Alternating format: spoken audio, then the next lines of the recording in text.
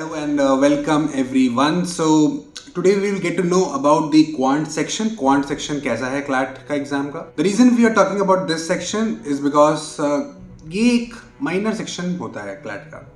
ये मैं नहीं बोलूँगा कि ये क्लैट का बहुत ज़्यादा मेजर सेक्शन है. ऑफ कोर्स एक क्वेश्चन लोअर साइड आते हैं, जैसे हर बार लगभग 15 के आसपास क्वेश्चन आते थे, बट बिकॉज इस साल दिस ईयर क्लैट 2024 में क्वेश्चंस कम होने वाले हैं, दैट इज 120 क्वेश्चंस होने वाले हैं. सो अल्टीमेटली क्वेश्चन शायद 15 नहीं 10-12 के आसपास आने वाले हैं आपके केस में. सो आज सबसे पहले हम लोग ये जानेंगे क्वांट सेक्शन कैसा है, क्या करना चाहिए. लास्ट के 2 महीने बाकी हैं और लास्ट के 2 महीने सब कुछ करना है, चाहे आप नए स्टूडेंट हो, नोवेस हो, चाहे आप पुराने हो, बट थोड़ा कुछ चीज़ें जानना ज़रूरी है बिकॉज लास्ट के 2 महीने बाकी हैं. और क्वांट में हमें क्या करना चाहिए, हमारे पास फ्री के नहीं बोलूँगा बट हमारे पास 12 नंबर हैं, 12 क्वेश्चन आने वाले हैं एटलीस्ट. जब 12 नंबर आने वाले तो हमें क्या करना चाहिए कि 12 नंबर हमारे हाथ में हो. आप समझ पा रहे हो कि क्लैट दिन पे दिन इतनी अनसर्टेनिटीज आती जा रही है कि आपका एग्जाम को एक हायर और कठिन लेवल पे लिए जा रहा है. सो हमारे लिए इंपॉर्टेंट है कि हर सेक्शन को हमें एक स्ट्रॉन्ग लेवल पे होना चाहिए. कौन सेक्शन इसलिए इंपॉर्टेंट है कि बेसिक तो हर आदमी कर देता है, basic question paper, basic CLAT paper हर आदमी कर देता है जो एक 1.5 से 2 साल से प्रिपेयर कर रहा है. बट अगर आपको एक एज चाहिए क्लैट एग्जाम में, अगर आपको अच्छा एनएलयू चाहिए, अगर आपको एनएलयू चाहिए बिकॉज अगर आपको क्लैट एग्जाम निकालना है तो व्हाट्स इंपॉर्टेंट इज कि आपका कुछ ना कुछ परफॉर्मेंस हाई होना चाहिए दैन दो स्टूडेंट्स जिनका सिलेक्शन नहीं हो रहा है. तो बेसिक से ऊपर हमेशा होना चाहिए, एक्स्ट्राऑर्डिनरी कुछ ना कुछ फील्ड में होना चाहिए. अब अगर आपका भी क्वांट खराब है और जिसका क्लैट सिलेक्शन नहीं हो रहा उसका भी क्वांट खराब है, तो आखिर कहाँ पे आप एज ले रहे हो जिसकी वजह से आपका सिलेक्शन हो रहा है.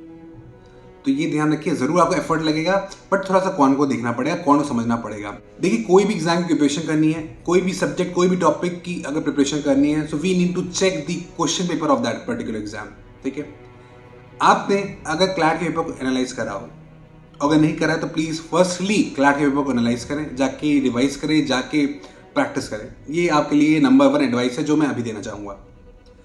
सबसे पहले क्लैट क्वेश्चन पेपर खोलिए, कुछ नहीं, सबसे पहले 2023 क्वेश्चंस को ही खोलिए. आप देखेंगे क्वांट के क्वेश्चंस किस तरह से आ रहे हैं.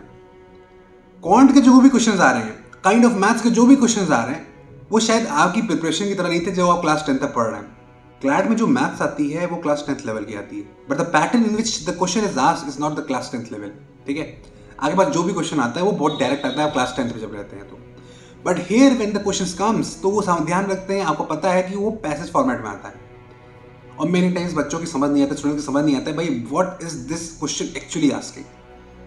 तो जब हमें ये नहीं पता चलता क्वेश्चन एक्चुअली पूछ क्या रहा है, यू नो अल्टीमेटली फिर हम लोग कुछ कर नहीं पाते, चाहे हमें क्वांट आता ही आता हो.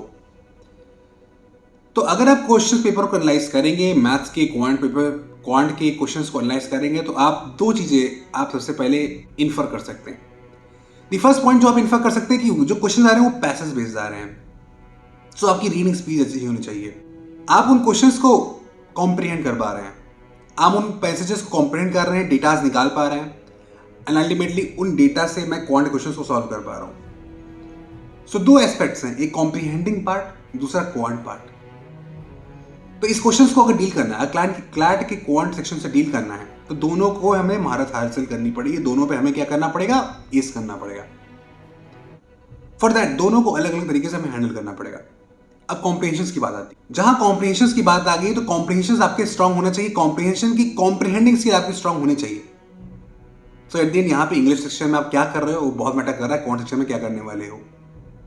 अगर इंग्लिश सेक्शन में आपका ठीक ठाक है, अगर आप रीडिंग कर रहे हो, कॉम्प्रिहेंड कर पा रहे हो और ये लगातार कुछ महीनों से कर रहे हो या कुछ सालों से कर रहे हो, तो आपकी स्किल डेवलप हो जाती है. कैसे आप स्किम करोगे, कैसे डेटा को निकालोगे, कैसे क्या करोगे, वो तब होता है जब आप धीरे धीरे स्लोली बाय ग्रेजुअली आप रोज कर रहे हो और रोज जान रहे हो, पहचान रहे हो और रोज क्वेश्चन सॉल्व कर रहे हो. सो अगर आपने अभी तक ये नहीं करा, सबसे पहले काम क्या है, कॉम्प्रिहेंडिंग स्किल पे वर्क करना. कॉम्प्रिहेंडिंग स्किल पे कैसे वर्क करोगे, कॉम्प्रिहेंडिंग स्किल पे कुछ ऐसे वर्क करना है कि हमें इंग्लिश के पैसेजेस सॉल्व करना चालू कर देना है, हमें रेगुलर न्यूज़पेपर पढ़ना चालू कर देना है, कोशिश करना है कॉम्प्रिहेंड भी करना चालू कर देना है in the same time.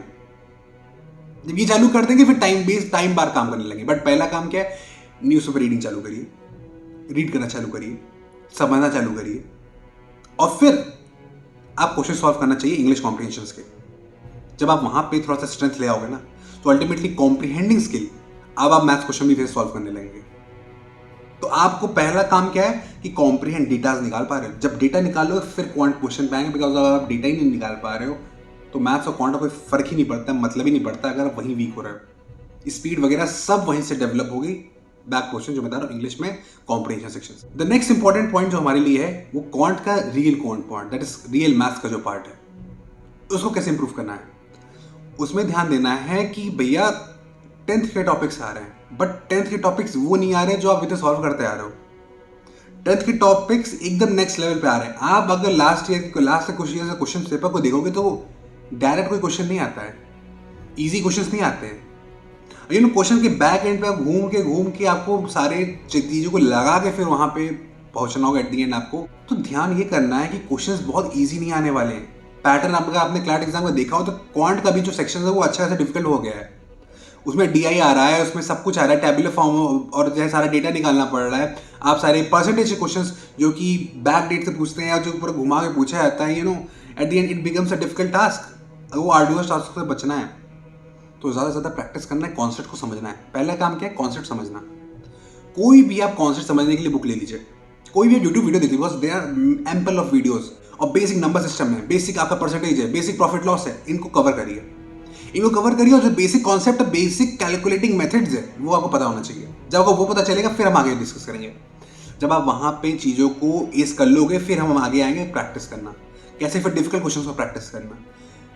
At the and CLAT exam क्या है, कॉन्सेप्ट बताओ, रीडिंग स्पीड अच्छी हो और कितना प्रैक्टिस कर रहे हो, क्लैट आपका हो जाएगा। तो अगर आप यहां पे सही हो गए, कहां पे, अगर आपने कॉम्प्रिहेंडिंग उधर सही कर लिया, सेकंड नंबर पे अगर आपने क्वेश्चंस के कॉन्सेप्ट को अगर आपने एकदम स्ट्रॉन्ग आयरन स्ट्रॉन्ग कर लिया, उसके बाद अगला स्टेप सिर्फ एक बचता है, जिस स्टेप को कहते हैं प्रैक्टिस। और प्रैक्टिस के लिए मैं 2 बुक्स बता रहा हूँ। पहली बुक है एस चांद की बुक आती है, RS अग्रवाल, वो बुक आप ले सकते हैं। सारे क्वेश्चंस को प्रैक्टिस कर देंगे तो क्वांट सेक्शन आपका स्ट्रॉन्ग हो जाएगा। सेकंड, अगर आप नेक्स्ट लेवल भी जाना चाहते हैं, अगर आप अब RS अग्रवाल लगा चुके हैं, इंपॉर्टेंट ये भी है कि आप अपने कोचिंग सारे मटेरियल्स को, कोचिंग की सारे क्वांट्स मटेरियल को भी सॉल्व कर डालिए। अगर स्टिल आपके पास टाइम है क्वांट के लिए तो कैट की बुक आती थी जो मैं यूज करता था, PSN कैट की बुक। दीज आर बुक्स जो आपकी इंटेलेक्चुअल एबिलिटी को एक्सपैंड करती है।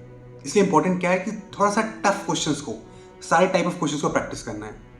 एग्जाम में मैं बैठ रहा हूं तो 2 घंटे के बाद हमारे पास इतना टाइम नहीं है कि हम एक क्वेश्चंस को सॉल्व करें फ्रॉम द बेसिक, जिस क्वेश्चन को मैंने 50 बार पहले भी ट्राई नहीं कर रखा है। सो अगर ऐसी सिचुएशन बन रही तो समझ लीजिए वो क्वेश्चन आप एग्जाम के प्रेशर के टाइम पे नहीं अटेंड कर पाएंगे, उसका आंसर नहीं निकाल पाएंगे और टाइम वेस्ट करेंगे। इंपॉर्टेंट क्या, सारे टाइप ऑफ क्वेश्चंस प्रैक्टिस हो चुके हो। अगर आप एक टाइप ऑफ क्वेश्चंस है, अगर परसेंटेज का एक टाइप ऑफ क्वेश्चन है और परसेंटेज में क्वेश्चन बहुत बन रहा है, अगर उसमें बन रहा है, अगर आप वो नहीं समझ आ रहा है कि कौन सा टाइप है, अगर कोई लग रहा है मैंने इस टाइप क्वेश्चन सॉल्व नहीं करे बट मैं कर लूंगा, then at the CLAT time इतना प्रेशर रहता है और क्वेश्चंस का इतना ज़्यादा आपके पास लोड रहता है कि आप उस क्वेश्चंस को सॉल्व करने में बहुत डिफिकल्ट होगा। अगर होगा तो बहुत ज़्यादा टाइम पे होगा, at the cost of something. आप किसी चीज़ को छोड़ोगे तो आप उस मैथ के क्वेश्चन को सॉल्व करोगे। तो इंपॉर्टेंट क्या है, पहले सब प्रैक्टिस कर डालना है, कॉम्प्रिहेंशन पार्ट अच्छा करना है इधर, दूसरे नंबर पे कॉन्सेप्ट अच्छा करना है जो कि आप यूट्यूब वीडियोस कर सकते हो, आप वर्कबुक से कर सकते हो या अपनी क्लासेस कर सकते हो, और तीसरे नंबर पे प्रैक्टिस।